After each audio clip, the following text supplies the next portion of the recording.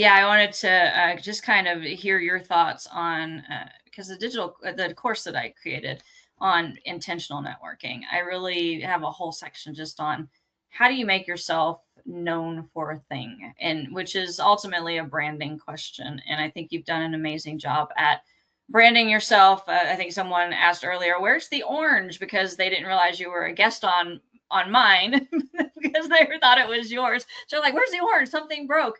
And that just speaks to how we visually remember people, how we see what they stand for, and then ultimately become memorable, and the top of mindness of that person does this thing. So if somebody says, "I need somebody that can fill in the blank," you want to be that person that they think of. So I'd love to hear your thoughts of on that and the getting known for a thing. Yeah, yeah, absolutely. I mean, orange has been my favorite color, and I'm a big proponent of like branding and color. I mean, obviously I have this on, right? This little branded half zip up, and I have this one that's athletic because I love to run, so that's a part of who I am. And on my LinkedIn profile picture, I've got a bow tie because of all the singing and stuff. So sometimes whenever I host my lives, I'll put my bow tie on and stuff like that.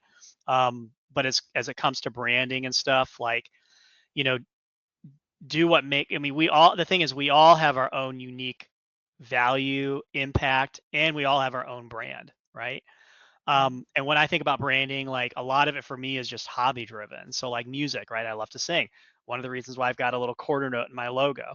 And it's funny. So I'll go to like local chamber of commerce events and I'll wear this legit like outfit, this in jeans or whatever. And yeah, the number one thing people say, "Oh, are you a music company?" I'm like, kind of. I career coach, but I also sing, and then I explain my process, the tune in and process, and then it all comes together like, oh my gosh.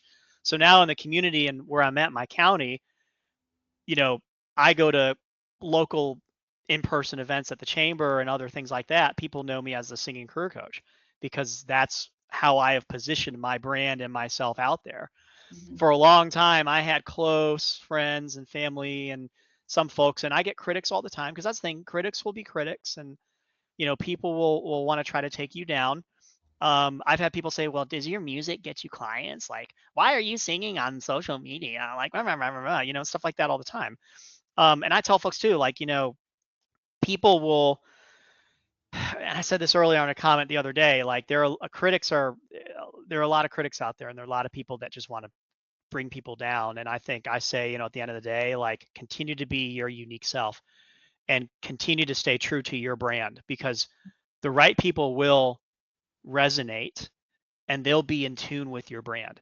Like, don't work so hard to try to, um, how do I say this? Like, don't try so hard to get it out there. You know what I mean? Like, versus like naturally create an authentic, we're here, we're authentic, to create an authentic brand that is truly who you are as a person.